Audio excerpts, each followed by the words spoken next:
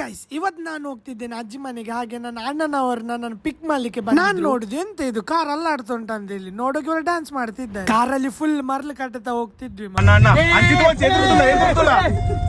ನೋಡಿ ಇವರು ಮರಳು ಕಟ್ಟುದು ನೋಡಿ, ಫುಲ್ ಗಾಡಿ ಅಲ್ಲಾಡಿ. ಹಾಗೆ ನಾವು ಕೊಂಡಾಣ ರೀಚ್ ಆದ್ವಿ. ಫುಲ್ ಲೈಟಿಂಗ್ ಅಲ್ಲಿ ಸೆಟ್ ಆಗಿತ್ತು ಮಾರ. ಅಜ್ಜಿ ಮನೆಗೆ ಬರುವಂತ ಖುಷಿ ಉಂಟಲ್ಲ, ಅದು ಖುಷಿಯೇ ಬೇರೆ ಮಾರ.